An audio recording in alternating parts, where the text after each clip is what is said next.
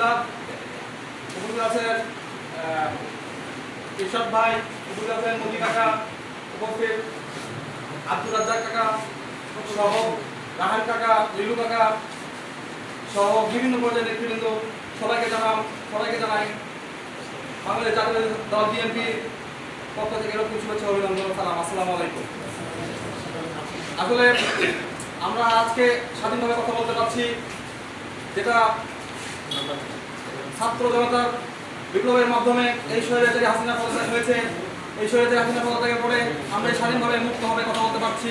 তারপরেও আমরা যারা রাজপথে ছিলাম, যারা আন্দোলন সংগ্রাম করেছি, তারা জানি কতটা কষ্ট করে আমরা এই সংগ্রামকে সফল করেছি। সংগ্রামের সাথে বন্ধুরা, আমি অত্যন্ত ছোট মানুষ।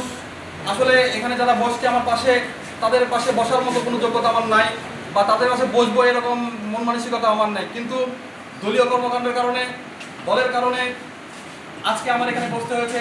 যেহেতু দল আমাকে,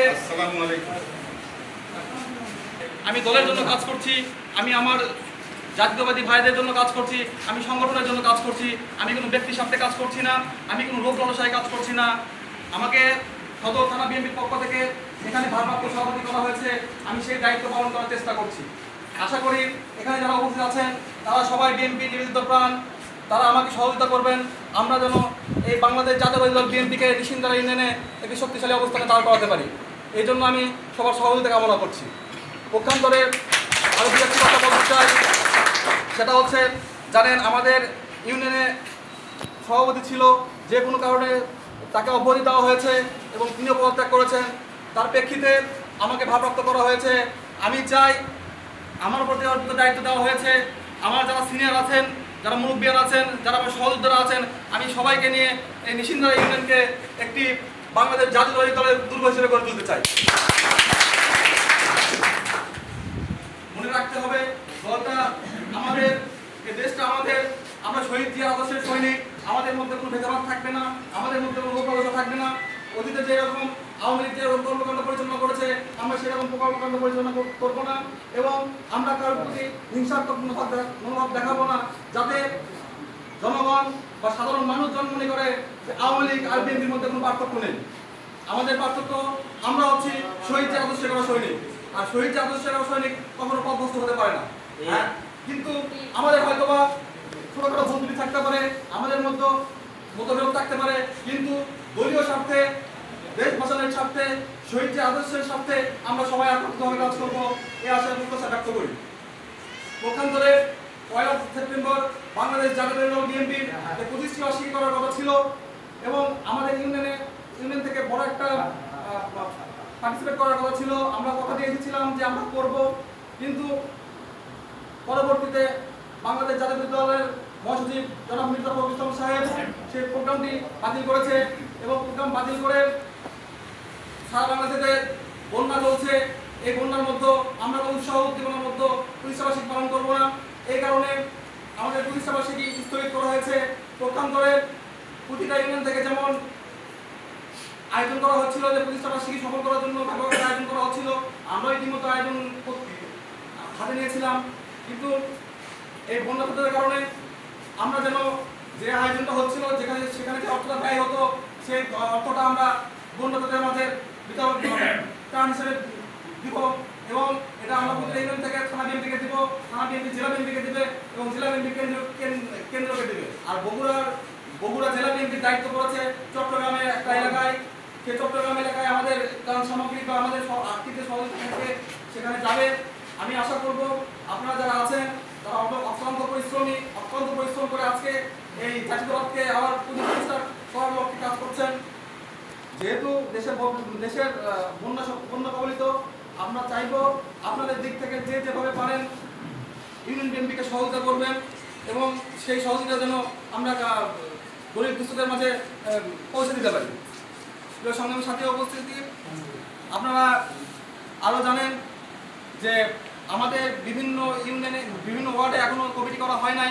আমরা দায়িত্ব পেয়েছি, আমাদের সেক্রেটারি সাধারণ সম্পাদক মানিক তার মামলার কারণে সে কারাবন্দী, এবং বেশ কিছু ধরে করছি, আগামী কিছুদিনের মধ্যে সে মুক্ত হবেন।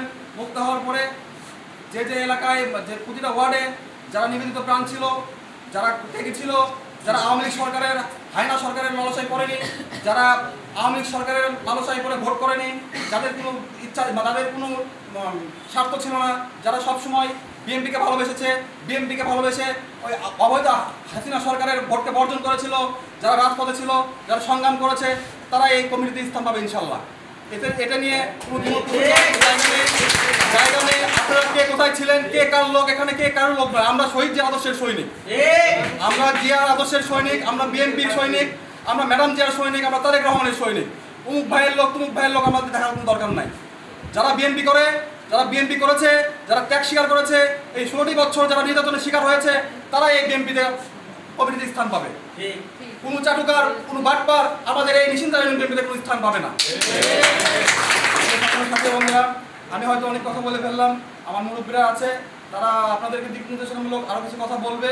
আমি সবাই চাইবো, আবারও চাইবো, দল মত ঊর্ধ্বে আমরা সবাই ভেদাভেদ ভুলে আবারও নিশ্চিন্তা ইউনিয়ন বিএনপি একত্রিতভাবে কাজ করব। এবং অতীতে যেমন সারা বগুড়া জেলায় একটা নাম ছিল নিশ্চিন্তা ইউনিয়ন বিএনপির একটা নাম ছিল, কিন্তু যে কোনো কারণেই হোক, নেতৃত্বের কারণেই হোক বা আয়তনের ছোটোর কারণেই হোক, আমরা সেই জায়গাটা ধরে রাখতে পারি নাই।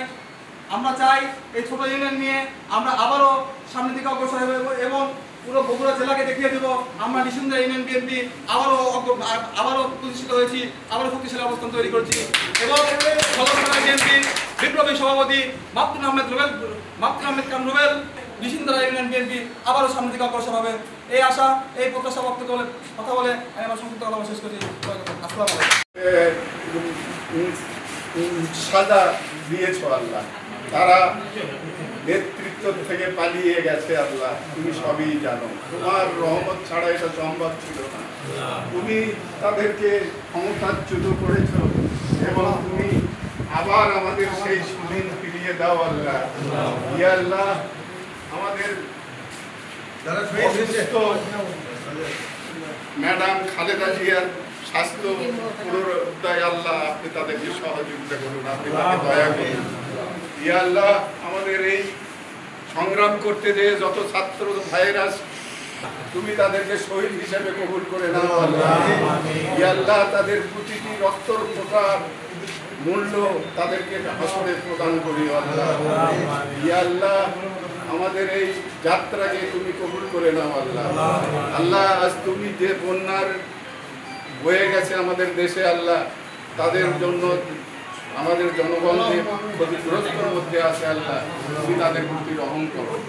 আমরা তাদের সাহায্যের জন্য যতটুকু যে হাত বাড়িয়েছে আল্লাহ, তুমি তাকে কবুল করে দাও আল্লাহ। ইয়া আল্লাহ, আরো আমি এই আমাদের সকলের ভবিষ্যৎ উন্নত কামনা করছি আল্লাহ।